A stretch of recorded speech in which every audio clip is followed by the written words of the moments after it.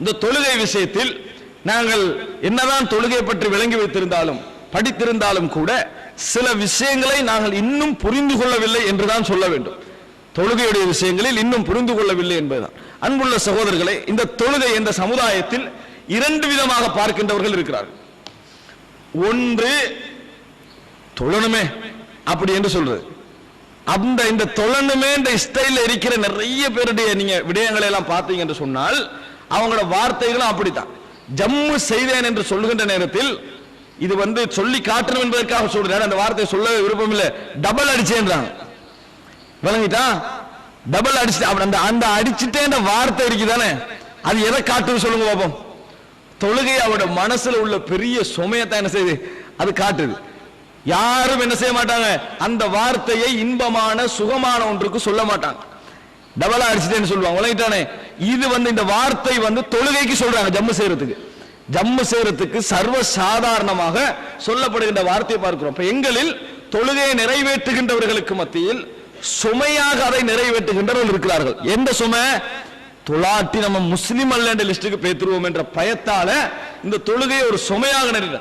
அப்படிப்பட்டவங்களோட தொழுகையை நீங்க பாருங்க. ஜமாத்தோட தொழுதா இமாமுக்கு முந்தி அவர் ரெடியா இருப்பார் ருக்குவுக்கு போறதுக்கு, இமாமுக்கு முந்தி அவர் ரெடியா இருப்பார் சுஜூதுக்கு போறதுக்கு, இமாமுக்கு முந்தி அவர் என்னது, நீங்க அவரை பாத்தீங்கன்னா அவருக்கு பக்கத்துல நம்ம தொலைலாம் இருக்கு. ஏன்? இமாம் ருக்கு போறாருன்னா இவர் என்ன, இவர் கொஞ்சம் கொஞ்சமா ருக்குக்கு பேத்துக்கிட்டே இருப்பார். ஏன்? கன்ஃபார்மா அல்லாஹ் அக்பர் சொல்லுவான்னு தெரியும் தானே, இவர் போய்கிட்டே இருப்பார். நடுவுல முக்காவாசியில் இருப்பார், இமாம் அல்லாஹ் அக்பர் சொல்லக்கூட. ஒவ்வொரு இதுலயும் அப்படித்தான் இருக்கு. வீட்டில் அதே நபர் தொழுவதை நீங்கள் பார்த்தீர்கள் என்று சொன்னால் 2 நிமிஷம் போகாது ஒரு நேர தொழுகைக்கு, 2 நிமிஷம் போகாது ஒரு நேர தொழுகைக்கு. இன்றைக்கு லுஹர் தொழல, அசர் தொழல, மக்ரிப் தொழலப்பா, தொழல மட்டும் போய் தொழல, 3 தொழலையா தொழல போய் தொழுவார்கள். 6 நிமிஷம் முழு தொழுகை என்னது, சலான் அந்த தொழுகை முடிஞ்சிடும். அப்ப என்ன அர்த்தம்?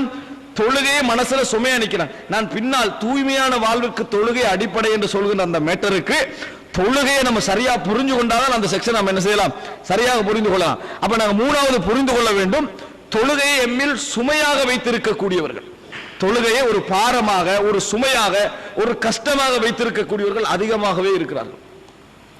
தொழுகையை ஒரு சுமையாக, பாரமாக, கஷ்டமாக வைத்திருக்கக்கூடியவர்கள் அதிகமாக இருந்து கொண்டிருக்கிறார்கள். அது ஒரு டிஸ்டர்ப் மாதிரி, கஷ்டமான ஒரு விஷயம் மாதிரி இப்படி வைத்துக் கொண்டிருக்கிறார்கள். ஆனால் எங்கள் சமுதாயத்திலேயே ஒரு அரிதான அல்லது ஒரு சிலர் இந்த தொழுகையை சுகமான ஒரு அம்சமாக, ராகத்தான ஒரு அம்சமாக, நிம்மதியான ஒரு அம்சமாக வைத்துக் கொண்டிருப்பவர்கள் இருக்கிறார்கள். ஆனால் காண முடியவில்லை. அன்புள்ள சகோதரர்களே, இந்த தொழுகின்றவர்களிலே நீங்கள் பார்க்கலாம், இளைஞர்கள் தொழுகையில மிச்ச இன்ட்ரெஸ்ட் காட்டுறாங்க இல்ல, வயோதிபர்கள் பள்ளியோட இருந்து நிறைய தொழுகிறார்கள், பள்ளியோட இருந்து நிறைய தொழுகிறார்கள். இதுல பாருங்க, இறைவனிடத்தில் இந்த ரெண்டுக்கும் வித்தியாசம் இருக்கிறது. இளைஞர்களை பொறுத்த வரைக்கும் அவங்களுக்கு வெளி வேலைகள் நிறைய இருக்குது, அவங்களுக்கு சோழிகள் நிறைய இருக்கின்றன, சந்தோஷங்கள் வெளியே நிறைய இருக்கின்றன, ஆக்கள் நிறைய இருக்கிறாங்க, அதனால தொழுகையில கவனம் குறைவு. ஆனால் வயோதிபர்களாக ஆகிவிட்டவர்களுக்கு பேசிக்கின்றிருக்கிறதுக்கு அவரே மாதிரி ஒரு ஆளை தவிர வேற யாரும் இல்ல. அதே நேரத்தில் என்னது, வெளியே போய் வேலை செய்யறதுக்கு வேலை இல்ல, கடைசி காலம் விளங்குது. அதனால என்ன செய்யறாங்க, பள்ளியோட கூடுதலாக ஈடுபட்டு கொண்டிருக்கிறார்கள். இந்த நிலைமையில இந்த சமுதாயத்தில் பார்க்கலாம். ஆனால் நபித்தோழர் ரசூல் ஸல்லல்லாஹு அலைஹி வஸல்லம் உடைய காலத்தில் அந்த கொல்லப்பட்டார்களே, அந்த பிர் முஅவுனாவுடைய கேஸ்ல கிணறு, அதாவது நஜிது பகுதிக்கு போன நேரத்தில் கொல்லப்பட்டாங்க 70 பேர். அவர்கள் யார்? அந்த சமுதாயத்திலேயே இளைஞர்களாக இருந்தவர்கள், அந்த சமுதாயத்திலேயே இளைஞர்களாக இருந்தவர்கள், குர்ஆனை ஓதி இரவில் குர்ஆனை படிக்கக்கூடியவர்களாக இருந்தவர்கள், பள்ளி வாயிலேயே இருந்தவர்கள். காலையில போய் விறகு வெட்டி அதை விற்று அதன் மூலம் உணவு தயாரித்து உணவு சுமந்து வந்து அதை என்ன செய்வாங்க, ஏழைகளுக்கு கொடுப்பார்கள். பள்ளியில் உள்ள சுஃபாவாசிகளுக்கு அவர்கள் கொடுப்பார்கள்.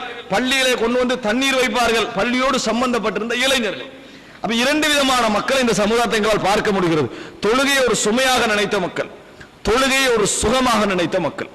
அன்புள்ள சகோதரர்களே, நாங்கள் புரிந்து கொள்ள வேண்டும், ரசூலுல்லாஹி ஸல்லல்லாஹு அலைஹி வஸல்லம் அவர்கள் இந்த தொழுகையை ஒரு சுகமான ஒரு பகுதியாக நினைத்தார்கள். இறைவனுக்கு, இந்த இறைவனோடு தொடர்பு கொள்வதற்குள்ள ஒரு மிகப்பெரிய ஒரு ஊடகம், ஒரு நேரமாக இந்த தொழுகையுடைய நேரங்களை ரசூல் ஸல்லல்லாஹு அலைஹி வஸல்லம் நினைத்தார்கள். உண்மையில் ஒரு ஹஜ் செய்வதை விட, நோன்பு பிடிப்பதை விட, ஜகாத்து கொடுப்பதை விட, இந்த உலகத்தில் இன்ன பிற எல்லா அமல்களை விட தொழுகையில் ஒருவன் வந்து நின்று இறைவனோடு உரையாடுகின்ற அந்த நிமிடம் இருக்கிறது, அது இந்த உலகத்திலேயே எப்பொழுது உயர்ந்த ஒரு நிம்மதியான நேரமாக ஒரு முஃமின் பார்க்கிறானோ, உச்சகட்டமான நிலையில் பார்க்கிறானோ, அப்பொழுதுதான் அவனால ராகத்தை நினைக்க முடியும். ராகத் என்று சும்மா வரவில்லை, நிம்மதி என்றது சும்மா வருவதில்லை. ரசூலுல்லாஹி ஸல்லல்லாஹு அலைஹி வஸல்லம் யுத்த களத்தில் இருக்கிறார்கள். பிலால் ரலியல்லாஹு அன்ஹு அழைக்கிறார்கள். யா பிலால் அரிஹ்னா பிஸ்ஸலா, பிலாலே எங்களுக்கு தொழுகையின் மூலம் ராகத்து கொடுங்கள் அப்படின்றார்கள். தொழுகையின் மூலம் ராகத்து கொடுங்கள் அப்படின்னு ரசூலுல்லாஹி ஸல்லல்லாஹு அலைஹி வஸல்லம் சொல்லுகிறார்கள். அப்படின்னா என்ன? அதான் சொல்லுங்கன்றாங்க. டைம் ஆயிட்டு அதான் சொல்லுங்கன்றாங்க ரசூலுல்லாஹ். அதை எப்படி சொல்றாங்க? அரிஹ்னா யா பிலால் பிஸ்ஸலா, பிலாலே எங்களுக்கு தொழுகையை கொண்டு ராகத்து கொடுங்கள். இந்த ஹதீஸை நீங்க எத்தனை முறை நினைச்சு பாருங்க, மனசுக்குள்ள ஒரு நிம்மதி வளரும். ரசூல் ஸல்லல்லாஹு அலைஹி வஸல்லம் பிலாலை அழைத்து தொழுகைக்காக எங்களுக்கு ராகத்து கொடுங்கள், தொழுகையின் மூலம் ராகத்து கொடுங்கள் என்று சொல்கிறார்கள் என்றால் நபி அவர்கள் அந்த தொழுகை எவ்வளவு நேசிக்கிறார்கள் நினைத்து பாருங்கள். அன்புள்ள சகோதரர்களே, பிலால் அதான் சொல்ல ரசூல் ஸல்லல்லாஹு அலைஹி வஸல்லம் சுன்னத் தொழ அதுக்கு பின்னால் ஜமாத்தாக தொழுவிப்பதை தனக்கு ஒரு நிம்மதியாக, ராகத்தாக, சுமையற்ற ஒரு நிலையாக, சுகமான ஒரு நிலையாக ரசூலுல்லாஹி ஸல்லல்லாஹு அலைஹி வஸல்லம் அவர்கள் நினைக்கிறார்கள். நபியோட வாழ்க்கை எடுத்து பார்த்தீங்கன்னு சொன்னா சந்தர்ப்பம் கிடைத்த நேரமெல்லாம் தொழுகையை விரும்பினார்கள். சுன்னத்தான தொழுகை, எந்த தொழுகை விரும்பினார்கள்? சந்தர்ப்பம் கிடைத்த நேரமெல்லாம் ரசூலுல்லாஹி ஸல்லல்லாஹு அலைஹி வஸல்லம் அவர்கள் தொழுதார்கள். வாகனத்தில் போய் கொண்டிருப்பார்கள், வாகனம் எந்த திசையிலேயோ போகும். சுன்னத் தொழுகைகளை பொறுத்த வரைக்கும் ரசூலுல்லாஹி ஸல்லல்லாஹு அலைஹி வஸல்லம் வாகனத்திலேயே தொழுதார்கள். வாகனம் ஒரு திசை, கிப்லா திசை அல்லாத திசைகளையும் போகும். ஆனால் சுன்னத் தொழுகைகளை நபி அவர்கள் வாகனத்திலேயே தொழுதார்கள் என்ற செய்திகளை நாங்கள் என்ன செய்கிறோம், பார்க்கிறோம். ஃபர்லு வந்தா மட்டும்தான் ரசூல் ஸல்லல்லாஹு அலைஹி வஸல்லம் இறங்கி தொழுவார்கள். ஆனால் மற்றபடி வாகனத்திலேயே தொழுதார்கள். இன்னொரு இடத்திலே ரசூலுல்லாஹி ஸல்லல்லாஹு அலைஹி வஸல்லம் சொல்கிறார்கள், ஜுஇலத் வ ஜுஇலத் குர்ரத்து ஐனி ஃபிஸ் ஸலா, எனது கண் குளிர்ச்சியை அல்லாஹ் தஆலா தொழுகையில் ஆக்கி இருக்கிறான். எனது கண் குளிர்ச்சி அப்படின்னு என்ன? கண் குளிர்ச்சி என்றது மனிதனுடைய உள்ளம் சந்தோஷப்படக்கூடிய காட்சிகள்.